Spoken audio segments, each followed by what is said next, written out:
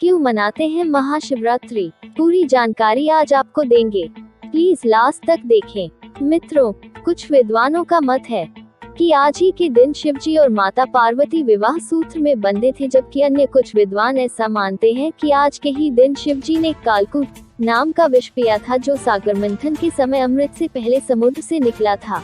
स्मरण यह है कि यह समुद्र मंथन देवताओं और असुरों ने अमृत प्राप्ति के लिए मिलकर किया था। एक शिकारी की कथा भी इस त्योहार के साथ जुड़ी हुई है कि कैसे उसके अनजाने में की गई पूजा से प्रसन्न होकर भगवान शिव ने उस शिकारी पर अपनी असीम कृपा बरसाई थी। वही पौराणिक कथा आज मैं संक्षेप में आपसे शेयर कर रही हूँ, जो शिव पुराण में संकलित है। प्राचीन काल में किसी जंगल में गुरुद्रोह नाम का एक शिकारी रहता था, जो जंगली जानवरों के शिकार द्वारा अपने परिवार का भरण पोषण किया करता था। एक बार शिवरात्रि के दिन ही जब वह शिकार के लिए गया, तब संयोगवश पूरे दिन खोजने के बाद भी उसे कोई जानवर शिकार के लिए न मिला। चिंतित होकर कि आज उसके बच्चों, पत्नी एवं माता पिता को भूखा रहना पड़ेगा, वह सूर्यास्त होने पर भी एक जलाशय के समीप गया और वहां एक घाट के किनारे एक पेड़ पर अपने साथ थोड़ा सा जल पीने के लिए लेकर चढ़ गया, क्योंकि उसे पूरी उम्मीद थी कि कोई न कोई जानवर अपनी प्यास बुझाने के लिए यहाँ जरूर आएगा। वह पेड़ बेलपत्र का था और इसके नीचे शिवलिंग भी था, जो सूखे बेलपत्रों से ढक जाने के कारण दिखाई नहीं दे रहा था। रात का पहला प्रहर बीतने से पहले ही एक हिरनी वहां पर पानी पीने के लिए आई। उसे देखते ही शिकारी ने अपने धनुष पर बाण साधा। ऐसा करते हुए उसके हाथ के धक्के से कुछ पत्ते एवं जल की कुछ बूंदें पेड़ के नीचे बने शिवलिंग पर गिरी और अनजाने में ही शिकारी की पहले प्रहर की पूजा हो गई।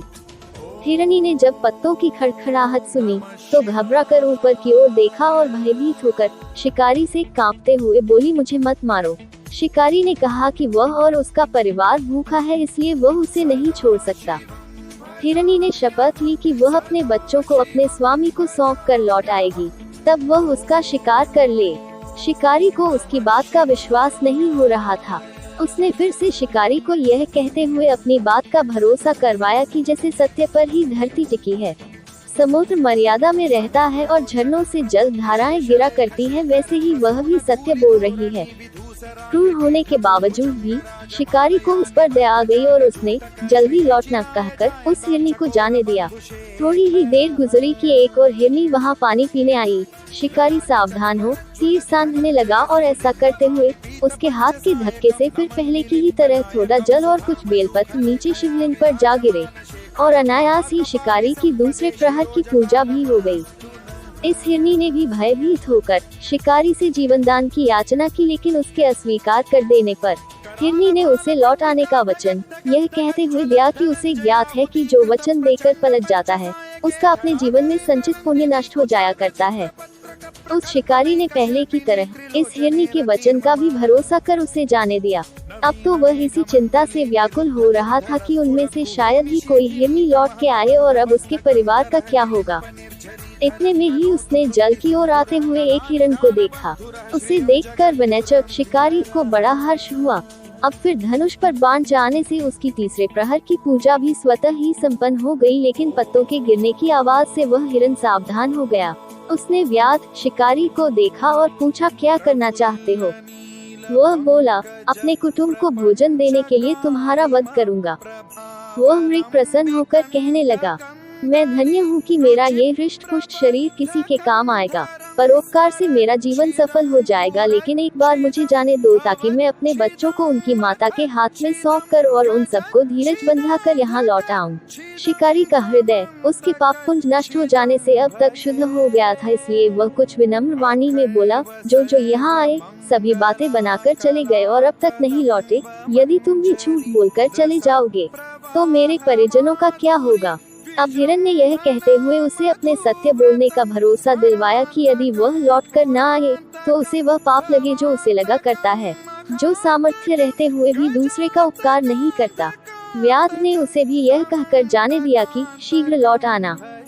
रात्रि का अंतिम प्रहर शुरू होते ही उस वनचक के हर्ष की सीमा न थी, क्योंकि उसने उन सब हिरण हिरनियों को अपने बच्चों सहित एक साथ आते देख लिया था। उन्हें देखते ही उसने अपने धनुष पर बाण रखा और पहले की ही तरह उसकी चौथे प्रहर की भी शिव पूजा संपन्न हो गई। अब उस शिकारी के शिव कृपा से सभी पाप भस्म हो गए, इसलिए वह सोचने लगा, ओह, ये पशु धन्य हैं जो ज्ञानहीन होकर भी अपने शरीर से परोपकार करना चाहते हैं, लेकिन धिक्कार है मेरे जीवन को कि मैं अनेक प्रकार के कुकृत्यों से अपने कुटुंब का पालन करता रहा। अब उसने अपना बाण रोक लिया तथा सब मृगों को यह कहकर कि वे धन्य हैं, वापस जाने दिया। उसके ऐसा करने पर भगवान शंकर ने प्रसन्न हो कर तत्काल उसे अपने दिव्य स्वरूप का दर्शन करवाया तथा उसे सुख समृद्धि का वरदान देकर गुह नाम प्रदान किया।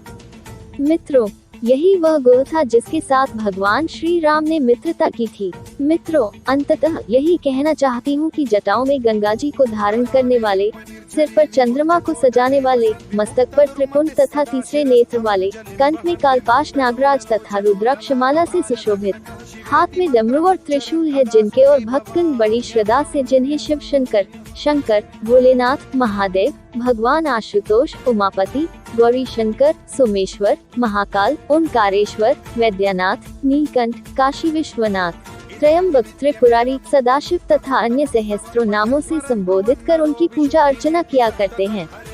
भगवान शिव हम सबके चिंतन, सबकी मनोकामनाएं पूरी करें। अगर आप हमारे चैनल पे नए आए हैं तो प्लीज हमारे चैनल को सब्सक्राइब कर लीजिए ताकि ऐसी ही वीडियो आपको देखने को मिलता रहे। धन्यवाद।